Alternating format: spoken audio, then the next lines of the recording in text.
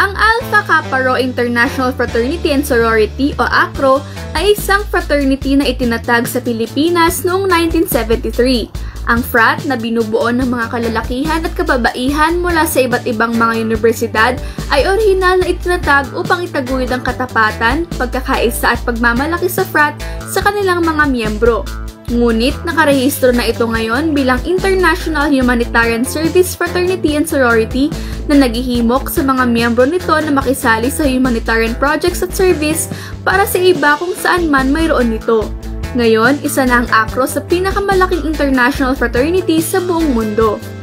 Gusto niyo bang malaman kung ano ang kasaysayan sa likod ng Alpha Kappa Rho International Fraternity and Sorority? Huwag kayong mag-alala dahil iyan ang ibabahagi namin sa inyo ngayon. 3. Araw ng kapistahan ni Saint Dominic ang patron saint ng University of Santo Tomas nang ang 16 na mga batang kalalakihan na freshman at sophomore ng UST na nagkakaisa sa interes, pangarap at ambisyon ay bumuo ng kanilang sariling fraternal organization, ang Alpha Kappa Rho Fraternity. Ito ay sa panahon ng kasagsagan ng unang mga taon ng martial rule sa Pilipinas.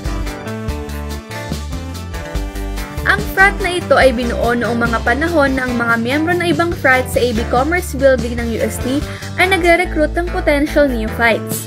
Para makaiwas sa mga recruiters na ito, naisip ng 16 na mga kalalakihan na magtayo na lamang ng sarili nilang fraternity. Pinamunuan ito ni Boy Chua, ang nakaisip ng ideya na bumuo ng sariling brand ng frat kasama nina Noli Manalo, Roger Sarmiento, Teddy Aves, Philip Balange, Tani Bernabe, James Bracewell, Monchet Cabrera, Philip Diman, Renato Go, Teddy Delara, Arnel Lim Lorenzo, Bismarck Chekep, Edwin Solano, Ronnie Loterio, at Hil Villegas. Itinatag nila ang Alpha Kappa Rho Fraternity. Kasunod nito ang mga masasaya at magagandang mga panahon kasama ang isa't isa. Ngunit kung ano ang nagsimula bilang grupo ng mga batang kalalakihan na may hangarin na magkaroon lamang ng magandang edukasyon habang nagsasaya sa loob ng universidad ay kinalaunan naging seryoso na sa pagiging mga miyembro ng kanilang fraternity.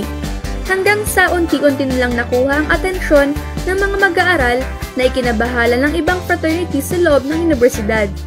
Hindi nagtagal ay nag-recruit na rin ng neophytes ang founding members.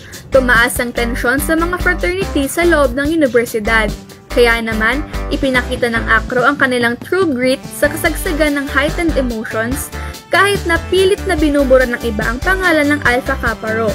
Itinayo ng lumalaking fraternity nito ang kanilang mga paa sa lupa at hinarap ang mga pagsubok ng may tapang, lakas at tibay bilang depensa at para proteksyonan ang kanilang pamamalagi. Noong 1976, ang pagsasama ng Omega Fraternity and Sorority of San Sebastian College and Zeta Upsilon Fraternity of University of the East Recto kasama ang Alpha Kappa Rho Intercollegiate Service Fraternity and Sorority ang nagmarka sa simula ng pag-unlad ng Alpha Kappa Rho.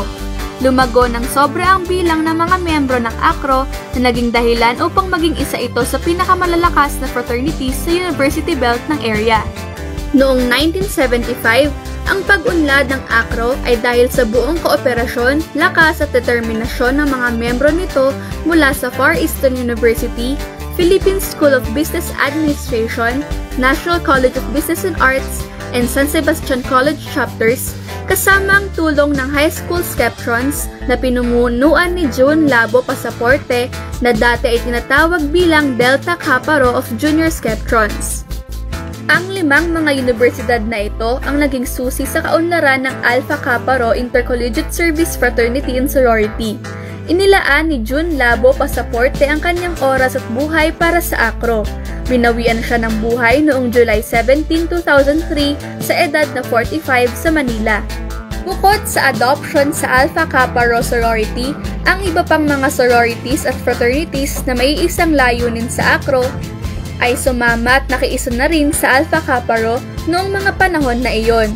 Mula sa mga pagsasama na ito, nabuo ang isang practice na naging hallmark ng frat.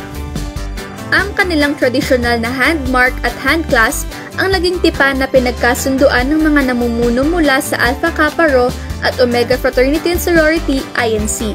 Kasama ng kanilang mga brothers mula sa San Sebastian College, sina Alex Ramirez, Denny Ravara, Alex Manggubat, to name a few, at kasama ng mga officers of the founding members at ng officers of Alpha Kappa Rho, pinirmahan nila ang pledge para sa at in behalf of each other's group. Ang pagsasamang ito ay naganap noong September 1976 sa Rancho Marikina. Mula noon hanggang ngayon, dala-dala nila sa kanilang mga kamay ang marka ng synthesis, ang handclasp na nagset ng matibay na bond at tunay na pagkakaisa nila sa ilalim ng iisang pangalan. Ang Alpha